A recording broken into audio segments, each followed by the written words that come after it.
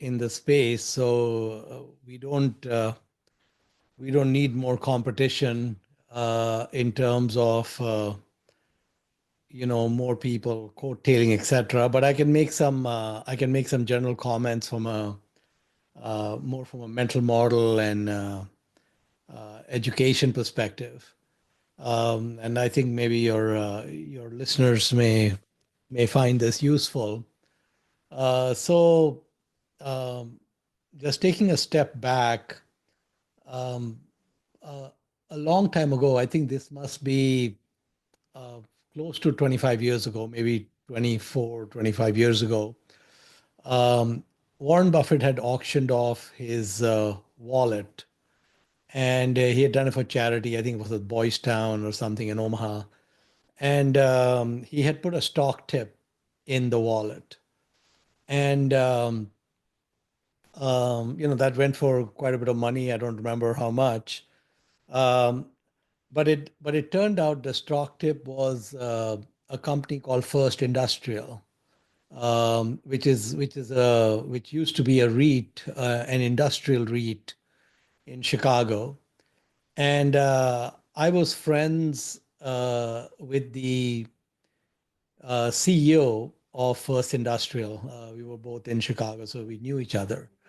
And I told him that, hey, by the way, do you know that apparently Warren must be a shareholder because he recommended your stock. And one of the things about REITs in general is that Berkshire Hathaway doesn't buy them because the tax treatment is not friendly for corporations to own REITs. So this was a case where uh, he was probably buying it personally, and there was no conflict with Berkshire because Berkshire couldn't buy it even if it wanted to, because it just doesn't work very well.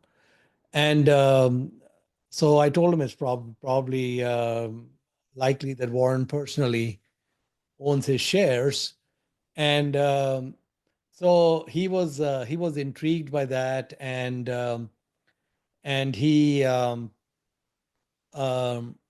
reached out to Warren and just said, how humbled and grateful he was that Warren would even have spent any time looking at his small business. And Warren responded to him saying that if you're ever in Omaha and don't call me, I will be quite upset. And so then my friend basically told him, what a coincidence! I'm going to be in Omaha day after tomorrow. And so he went to Omaha. He and Warren had lunch, etc. But one of the things uh, that John had told me at around that time, I used to own First Industrial stock as well, is that he had mentioned that um, they mostly invested in industrial real estate, kind of warehouses and factories and that type of stuff. And he said that um, the gestation period to build a warehouse usually is less than a year. And he said the gestation period to build an office tower is maybe 3 to 5 years, more like closer to 5 years with all the permissions and all of that. And so he said that in industrial real estate we don't get big cycles of booms and busts, because if there is tightness in the market and a lot of people go out and build a bunch of warehouses, that space is going to hit the market in 12 months or 18 months. And there may be some temporary weakness, but basically it would immediately, if there was overbuilding, it would reduce the propensity to build more warehouses. And as the economy grew, that excess capacity would kind of get absorbed and things would get to kind of baseline. And again, when things got tight, people would build again.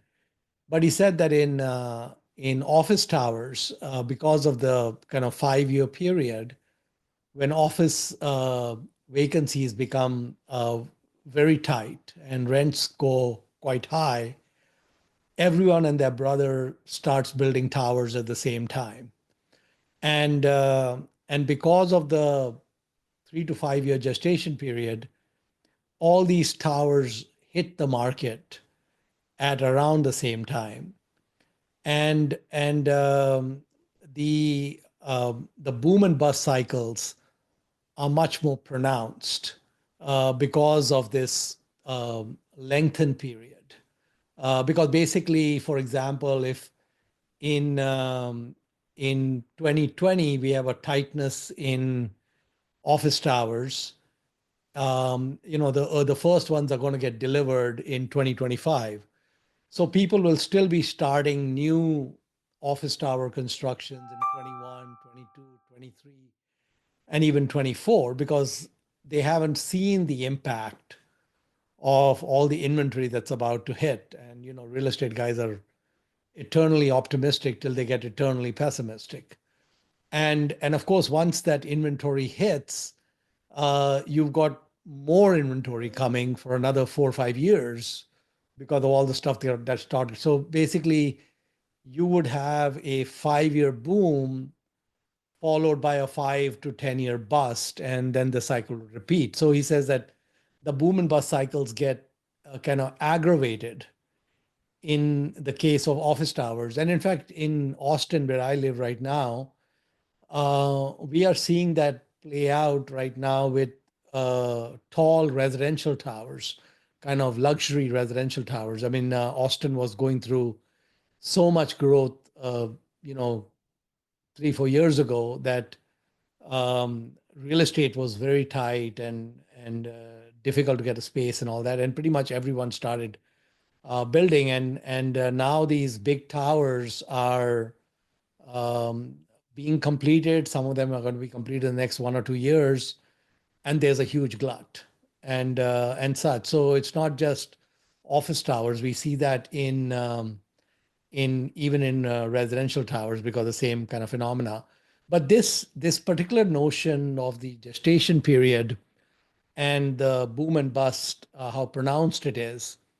What I found since that time when I spoke to John about this is that it comes up in many other sectors. And I noticed the same thing around, I would say like 22 years ago in the oil shipping business, the very large crude carriers. And again, this was a situation, I think, in maybe 2001 or so, when there are about these 400 of these VLCCs, very large crude carriers, that are used to carry large amounts of crude around the world. And there was a big glut. I mean, basically, oil demand went down and there were too many tankers. And because there were too many tankers, the rental rates collapsed. And these tankers were being rented out below. I mean, they were rented at a loss basically because it was better than making zero. If your cost was $15,000 or $20,000 a day from one of these VLCCs, the rates went down as low as 7 or 8 thousand.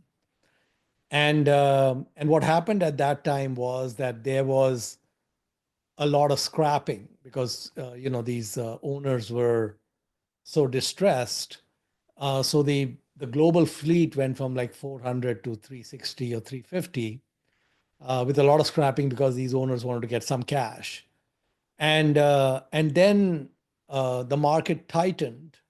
Oil demand came back, but the tankers have the exact same situation as the office towers. They take again 3 4 years to get delivered after you place an order with the Korean shipyards. And also the second thing that happens is that when there's a boom, so what happened is these oil tanker rates went to like 7,000 a day.